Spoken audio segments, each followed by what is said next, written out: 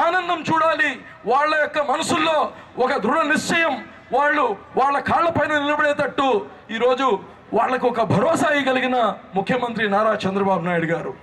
ఈరోజు ఈ యొక్క మనం ఏదైతే జన్మభూమి మా ఊరు చేసుకున్నామో ఈ కార్యక్రమాలన్నీ కానీ వాళ్ళకి ఏ సంక్షేమ పథకాలు మనం ఇస్తున్నాం, అందరు దాన్ని ప్రాపర్గా యూటిలైజ్ చేయాలి.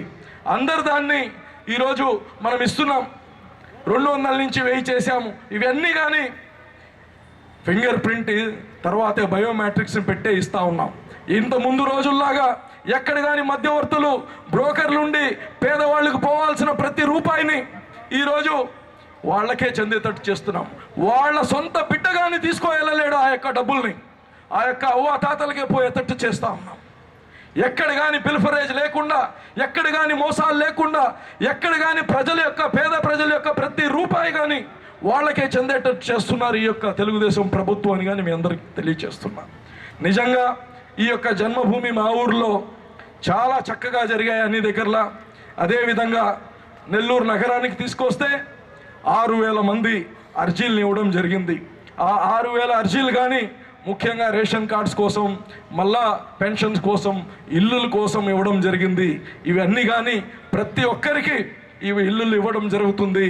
సాచ్యురేషన్ అయ్యేదాకా ఈ యొక్క ఆంధ్రప్రదేశ్లో ప్రతి పేదవాడికి కానీ ఇల్లు వచ్చేటట్టు చేస్తున్నారు ముఖ్యమంత్రి గారు. అలాగే మన మంత్రి నారాయణ గారు మీ అందరికి మనం చేస్తున్నాం. ప్రతి ఒక్కరు కానీ ఈ యొక్క రాష్ట్రం అభివృద్ధి చెందాలంటే వాళ్ళ యొక్క ఇళ్లల్లో వాళ్ళ యొక్క కుటుంబం నుంచి ప్రతి బిడ్డ కానీ ముందుకు రావాల్సిన అవసరం ఉంది, అభివృద్ధి అవ్వాల్సిన అవసరం ఉంది. జీవితంలో ఒక మంచి IAS, IPS, ఇంజనీరో, డాక్టరో, సైంటిస్టో అవ్వాలంటే ఈ రోజు నుంచే ఆ బిడ్డలకి ఒక ఫౌండేషన్ కోర్స్ ఇవ్వాలనే ఒక దృఢ నిశ్చయంతో, ఈరోజు ఒక దృఢ సంకల్పంతో ఈరోజు మన మంత్రి నారాయణ గారు ఆయనకి ఉండే అపారమైన అనుభవం ఈ యొక్క విద్య పైన తీసుకొని ఇదే యొక్క ఫౌండేషన్ కోర్సు ఈ యొక్క భారతదేశంలో ప్రతి రాష్ట్రాలు కానీ దీన్ని ప్రయత్నించాయి, ప్రతి దగ్గర కానీ ఫెయిల్ అయ్యడం జరిగింది. అయితే ఈ యొక్క ఆంధ్రప్రదేశ్లో కానీ ఎప్పుడైతే స్టార్ట్ చేశారో ఇక్కడ కానీ కొన్ని శక్తులు దాన్ని ఆపడానికి చూశారు. అయితే ఈరోజు అది ఒక సుడిగాలి లాగా తయారైంది. ప్రతి బిడ్డ ఈరోజు ఫౌండేషన్ కోర్స్ కావాలంటున్నారు, ప్రతి తల్లిదండ్రులు ఈరోజు ఫౌండేషన్ కోర్స్ కావాలంటున్నారు. మా బిడ్డ IAS అవ్వాలి, మా బిడ్డ డాక్టర్ అవ్వాలి, మా బిడ్డ ఇంజనీర్ అవ్వాలి, మాకు ఈ యొక్క ఫౌండేషన్ కోర్స్ ఇంకా బాగా చేయండి అని చెప్పడం జరుగుతూ ఉంది. కాబట్టి రాబోయే రోజుల్లో ఇంతకుముందు మన దైవం ఎవరైతే చెప్తారో తెలుగుదేశం పార్టీ యొక్క పునాది ఎవరైతే ఉన్నారో స్వర్గీయ NT రామారావు గారు కూడు, బట్ట, తర్వాత వచ్చి ఇల్లు అని చెప్పారు. అదే కాకుండా ఇప్పుడు ఇవి 3 కాదు, ప్రజలందరికీ సంతోషంగా ఉండాలంటే వాళ్ళ యొక్క ఆరోగ్యం బాగుండాలనే ఉద్దేశంతో అన్ని హెల్త్ స్కీమ్స్ తీసుకువస్తున్నారు.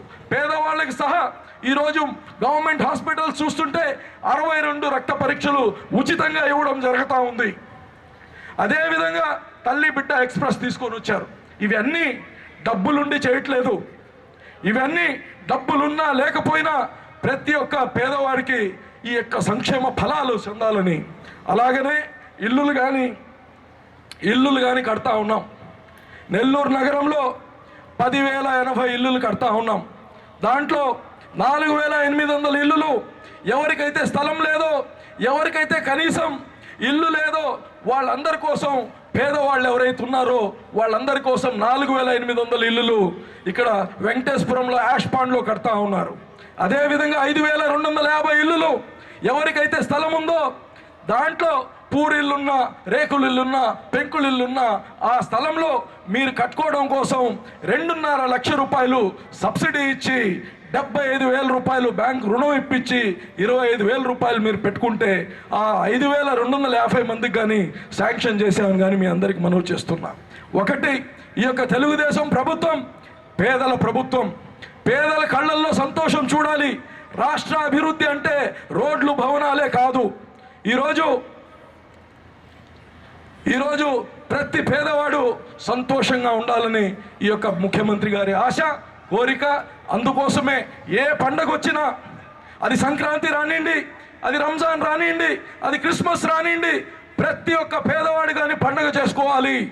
గొప్పవాళ్లే కాదు చేసుకోవాల్సింది అనే ఉద్దేశంతో సంక్రాంతి కానుక, రంజాన్ కానుక, క్రిస్మస్ కానుక ఇవన్నీ కానీ పేదల కోసం చేస్తున్నారు.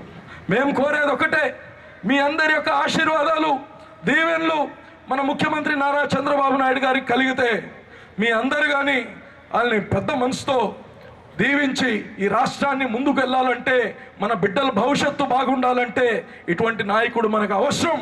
ఆయన ఆరోగ్యంగా ఉండాల్సిన అవసరం ఉంది మనకు.